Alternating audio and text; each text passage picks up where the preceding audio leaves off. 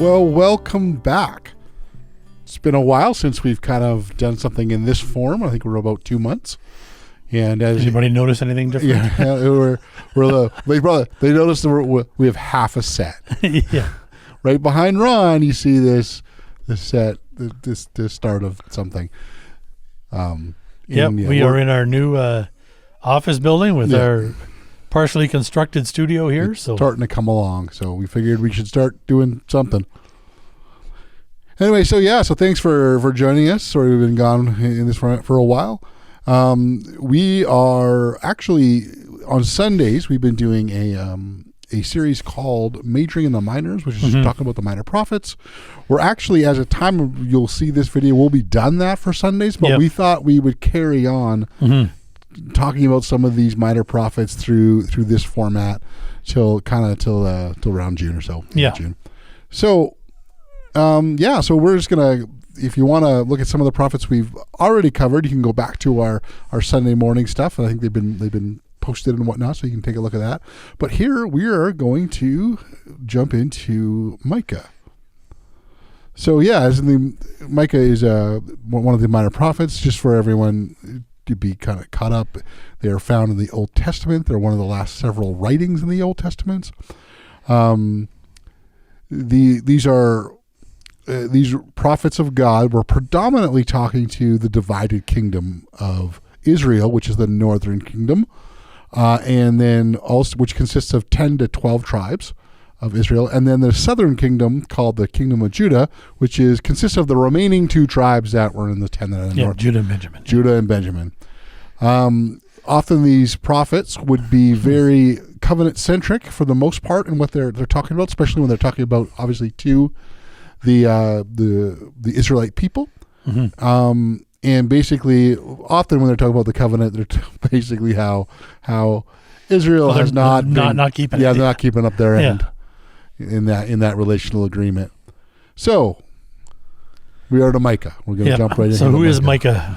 Well, Micah is from a small town called Morsheth. I think I'm saying that right. That was about 20 miles from Jerusalem. He was actually a contemporary with Isaiah, who's one of the major prophets. Yep, long book. Very long book. Yeah. You wonder if that maybe, like he can get lost in the midst of Isaiah's much more well-known when it comes to this sort of stuff. And very much like Isaiah, he is focused, his direction is focused towards the southern kingdom, even though right at the beginning of Micah's writings here, he does level some accusations towards the northern kingdom that would kind of, as far as saying, hey, Assyria, essentially what we'd see as Assyria would conquer them. That would be coming soon. But most of what he's talking about is directed at the southern kingdom. Sure. And Micah's focus is towards the leaders of the people. And now in the Jewish system, the political leaders and the religious leaders were a lot of times the same or intertwined. Interchangeable, yeah. And there, I guess there was a king at this time. Yep, there would have been a king. So, but the king heavily relied on the priests and the prophets for counsel, especially with regards to God's covenant. So they knew whether they were keeping it or not.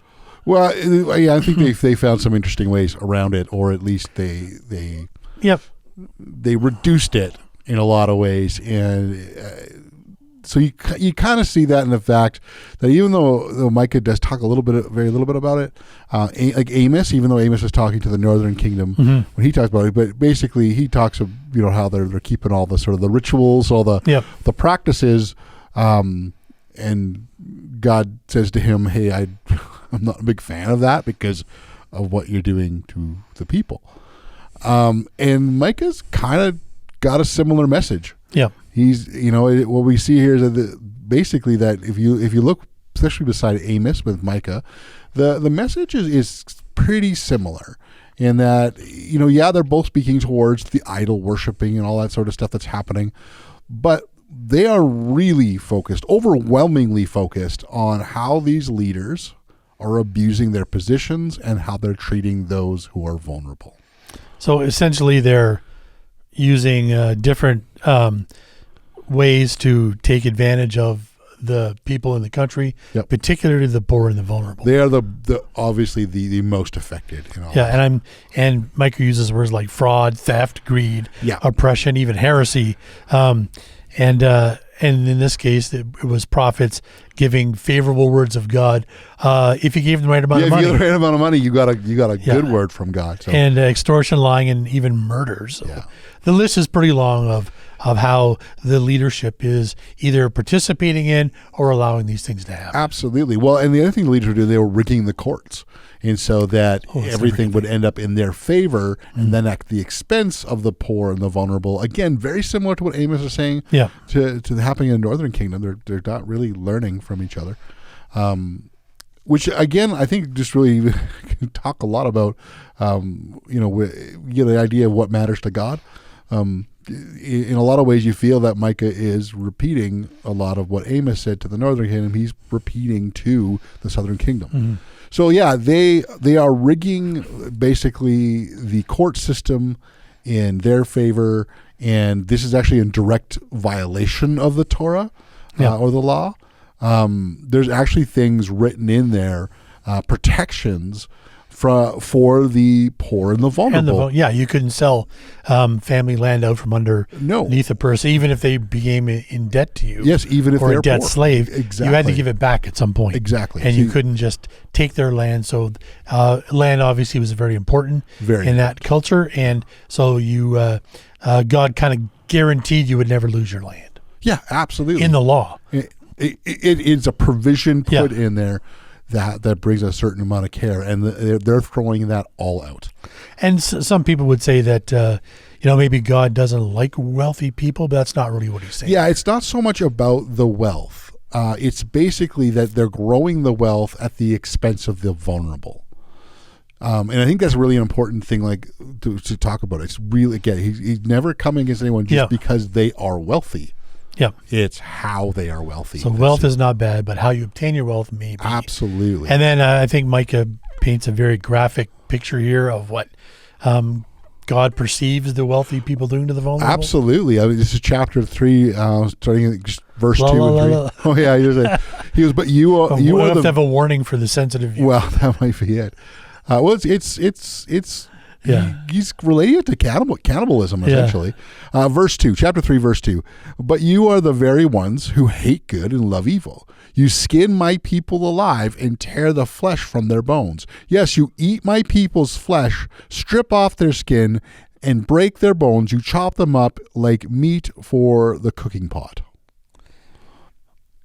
That's pretty graphic. It's pretty graphic. Yeah. Absolutely. And I think really what he's essentially saying is that the very people that you as leaders should be advocating for and protecting, you're actually consuming. And then you're building this wealth. And quite often, I think this is also what we kind of see when you read some of the, whether it's Micah, even, and again Amos, because again they have a really interchangeable kind of direction going on there. Is the fact that again, they're doing this, getting this wealth, and they're almost even attributing it to God. Mm-hmm. And he's like, no, you're doing that in a way I've asked you not to do it, very specifically. And there was always that overriding principle that if you were wealthy, God was blessing you. Yes, you got favor. And I think in some cases that it can is be true, can be. But this is not. This is not that. Yeah. No, they're doing it again at the expense of the vulnerable. Mm-hmm. So, and then he actually just goes on to say, and then after all of that, you're asking God to act on your behalf. So, we're doing all these things that are that God is that God hates. Yeah, absolutely hates, detests, and then basically saying, and then you come say, "Hey, God, can you act on my behalf?" Yeah, even though I continue to do this thing that you absolutely, really don't like at all. Mm-hmm. So obviously, we start to see that gets under God's skin, understandably, and Micah again is not the only prophet who's attesting this. We see a lot of that in Amos, and it's the same subject to the Northern Kingdom. And really, what happens again? We have this idea. We get this strong idea about how we treat others matters to God. Yeah, how we treat others matters to God. Full stop. Yeah, that's just it. You can start right there. How we treat others matters. Yeah, mic drop. Yeah, that's it. We don't need to add more to that. That's just to God, how we're treating others Absolutely. If we are in places of leadership, influence, power, whatever that might look like a manager, a boss, community leader, social media influencer, teacher, parent, it doesn't really matter. Any place that has a place of, like you're in a place of power, you're in a place of oversight of someone, care for someone, how we treat whoever that is absolutely matters to God. Yeah. So that's a big responsibility. Actually, we have to really keep that in the back of our minds all the time, because it's very easy to skew things so they work in your favor. Absolutely. Even if it's little things. I mean, parking spots. Yeah. You can come in every sort of thing. So again, we got this how we treat matters, and Micah kind of at the end, he actually in his writing anticipates those hearing. Yeah. Anticipates the idea of just they're seeing that, hey, we've been doing this wrong, and give that anticipation of what do we do to make it right, or how do we repent for this? How do we make this right with you, God? And he even anticipates that they're going to act and ask a kind of, what sacrifice do we need to give? Right? And that was their system then. They would sacrifice animals. That was a system in all of the religious systems. Yeah. That's going to be what they know. No, yeah. Just all around them, that's what they know. But yeah, absolutely. That's essentially, they would have been very used to that. And so what kind of religious ritual do I need to respond with? And basically, he even sort of, in the fact that they would respond this way, gives a very exaggerated way they respond. Mm-hmm. In verse 7, it says, we should offer him, God, thousands of rams and 10,000, I love this, rivers of olive oil. Should we sacrifice our firstborn children to pay for our sins? And that's just, again, that goes right against the Torah, and that's one of the worst things that God kind of accuses of the nations around Israel, and eventually Israel of actually doing, was sacrificing their own children. Absolutely. And that's very, so you can see Mike is using exaggeration, hyperbole big time. Yeah. Because then with verse 8, he says, no, O people, the Lord has told you what is good. Yeah. And this is what he requires of you, to do what is right, to love mercy, and to walk humbly with your God. So the gesture of sacrifice is not enough. The gesture of sacrifice, essentially, there's no formula behind this. The gesture is not that it can't be a good thing. There might be a point where it's a good thing, but really the whole point, I think what essentially is saying, is stop doing the thing. Yeah. I think in our day, we would say, it's not good enough just to say you're sorry. Yeah. You got to stop doing whatever causes pain to the other person. Well, that's just it. And I think it's actions speak louder than words. Well, absolutely. And it's not that there's maybe not a place for it. I'm not saying that the ritual or whatever that is, that there's not a place for ritual. Yeah. Sorry. The idea of saying an apology, you absolutely might need to do it. Yeah. But the whole idea is if we can speak this, whatever, again, the equivalent is in our time, this very eloquent and long apology. Yeah. But then not stop doing the thing. Yeah. It's it doesn't matter how eloquent the words you use, that, you went and used the thesaurus. Yeah. To figure out, you made a poem out of it, however elaborate it might be. If you don't start doing the thing, it's meaningless. It's meaningless. Yeah. So we're not saying not to apologize. Nope. It's important to apologize with your words, but it's also equally as important to stop doing the thing that causes pain in the first place. Absolutely. So one without the other is I shouldn't say that. Words without actions are meaningless. Absolutely. And so that's kind of where he says here. So, again, they would very much understand the idea that these elaborate ritual kind of things, because again, that's one of the ways you'd smooth over any deity and their anger. And essentially the message is stop exploiting the people you should be caring and advocating for. Again, however extravagant the repentant ritual might be. All of those things, when you do anything like that, this idea of the ritual that might be in a part of that, because there was rituals of repentance, like the tearing of clothes and stuff like that. All of that was basically a thing to a sign of repentant transformation. Sure. but you still needed the repentant transformation. Yeah. And as it's Mike is essentially reminding him, hey, no, doesn't matter any of that. Just stop doing the exploitation thing. Mm-hmm. Stop doing that and start actually protecting these people. And then if we fast forward to Jesus' time, he says very similar things. Very much so. He said that he had quite a lot to say about how we demonstrate caring for those who are vulnerable. Yep, absolutely. He was very specific. He was talking about children, the poor, women, those who are outcast, those in the lower rung of the social ladder, even tax collectors. All of those people Jesus addressed in his teachings. Yeah, in that time, because it's a lot of those people that would have been kind of that lower status, if you will. Yep. And he is saying, no, you need to care for them too. Matthew 25, Jesus is sharing what it means to be in the kingdom. And in verse 36, he says, I was naked and you gave me clothing. I was sick and you cared for me. I was in prison and you visited me. Then these righteous ones will reply, Lord, when did we ever see you hungry and feed you? Yeah. Or thirsty and give you something to drink? Or a stranger and show you hospitality? Or naked and give you clothing? When did we ever see you sick or in prison and visit you? And the king will say, I tell you the truth. When you did it to one of the least of these, my brothers and sisters, you were doing it to me. Yeah.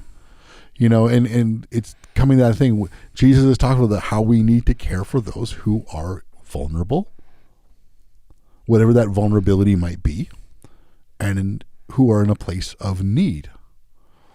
Whatever place we find ourselves in, whatever, again, place of influence or power, whether it's something, huge and great or small, we're in a place so that we are somehow caring for others, especially those who are in a vulnerable place. Those things can be an absolute beautiful act of worship, how we care for each other. Yep. And the contrast to that is the way the Pharisees are acting. Jesus was always on their case about how they treated the poor, like they were careful to tithe on their mint and their dill, their herb gardens, but they were cheating widows out of their houses. They were doing the excessive things, like they talked about the tassels and the length of tassels. Yeah, everything was excessive. We kind of go back to where Micah's like these excessive ways of doing it. No, just stop doing the thing and start actually caring. And so in fact, when we do connect with God, when it's through the more ritualistic way, like communion, or say through music or public prayer, going to church, or we connect through him through spiritual disciplines, personal prayer, devotions, it really, how we care for other is what brings depth and substance to those things. I agree. And I think that's what we need to see. Those things are great ways to connect to God, and we need to be doing them. But how we care for others, how we treat others, brings that depth and substance. I think too often we kind of use it, those ways we connect to God, whether again through a public ritual type thing or personal discipline. We use those, or we get really invested in those, or we really dive deep in those as an excuse to how poorly we treat others. It becomes some kind of moral license. Sure. We go to church so we don't go down to those places where people who need our help might actually be. Well, absolutely. Or we go in there and we in this place and we do something very extravagant. We have we have a long prayer, and people see how well and wonderful we pray, and somehow that gives us the excuse to how we might treat someone. But look how wonderful they pray. Yeah. Look how much they read their Bible. Yeah. And where again, it's not about doing those things longer or more elegant. It really, Micah is saying, you do what is right, love mercy, and walk humbly in God. Yeah. Stop doing the thing, the exploitation, whatever that is, and start caring, protecting, and loving people, those who are around us. And a lot of times it's kind of moving from a place where we've maybe been more self-centered, where others, become more of a means to our own ends. And then again, we don't just offer a grand gesture, but we become transformed in something to people who are more caring and much more selfless. Makes a lot of sense. Those places of whatever, again, like, the rituals that that Micah is talking about, and what that might look like. Again, what we'll look at today, like going to church, singing songs, praying, doing our devotions, whatever that is. Those things become the thing, hopefully the thing that transform us too. Yeah. Because we connect to God deeper, we actually start to care for people more, and our self becomes less selfless and less self-focused. Because in the verse you read, Jesus doesn't say the number of times we went to church or the number of hours we prayed. It talks about how we treated other people. So you're right. It's we do those things in order to become mature in our faith, and in result of that, we show how much we care for other people. Absolutely. So that kind of gives us a peek into the book of Micah in the Old Testament. And I know I forget the person you quoted saying. John Walton. John Walton said the Bible wasn't written to us, but it was written for That's us. right. There's so much we can learn and apply today in our culture.